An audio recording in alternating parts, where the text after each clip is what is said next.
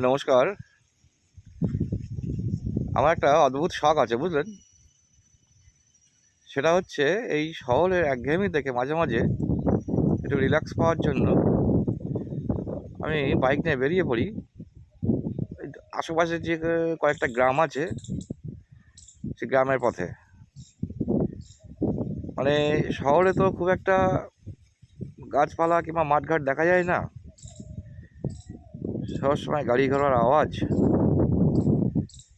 ঘিঞ্জি জীবনযাপন। যে কারণে একটু গ্রাম বাংলা পথে গিয়ে একটু অক্সিজেন নেওয়ার চেষ্টা করি। আজকে আমি এসেছিলাম একটা গ্রামে। এটা হচ্ছে আমাদের পার্শ্ববর্তী আরবেলিয়া আর কি। তা সেখান থেকে যাওয়ার সময় মনে হলো একটু ভিডিওটা করি। এই দিগন্ত বিস্তৃত মাঠ, গাছপালা, কত সুন্দর সৌন্দর্য। দেখুন ওই দূরে দিগন্ত রেখা, কতগুলো পাখি উড়ে যাচ্ছে, দূরে একটা টাওয়ার দেখা যাচ্ছে।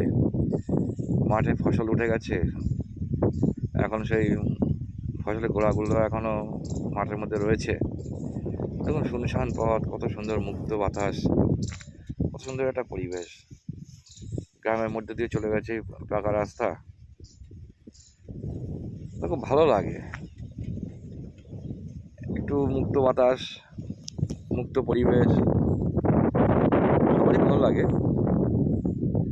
আমি অন্য দিন আরও সকালবেলা বার হই, আজকে সকালবেলা বার হতে পারিনি, একটু বেলা হয়ে গেল। সকালবেলা বার হলে হয়তো দেখাতে পারতাম যে কোনো ধান জাল দিচ্ছে বা খেজুরের রস তৈরি হচ্ছে মাঠের মধ্যে, খেজুরের রস থেকে সেই পাকড়ি তৈরি হচ্ছে। তো এই আপাতত এই মাঠটা দেখতে পেলাম, এখন আরও ভালো সৌন্দর্য অপেক্ষা করছে। এই যে আমার বাইকের মধ্যে জল আছে, জলের বোতল, এটা নিয়েই বেরিয়ে পড়ি সঙ্গে করে। আর ব্যাগে তো কিছু থাকে, বিস্কুট,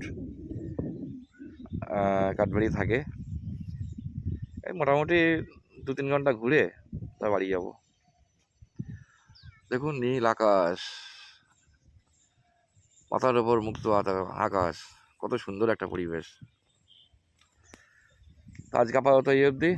আশা করছি আবার ভালো গ্রাম দেখাতে পারবো, সকালবেলা সৌন্দর্য দেখাতে পারবো। দেখুন একটা শিয়াল যাচ্ছে মাঠের মধ্যে দিয়ে, জুম করে দেখাই। এটা একটা আম গাছ দেখতে পাচ্ছি, গাছে মনে হয় মুকুল ধরেছে, অপূর্ব সৌন্দর্য। জুম করে দেখাই। ধন্যবাদ।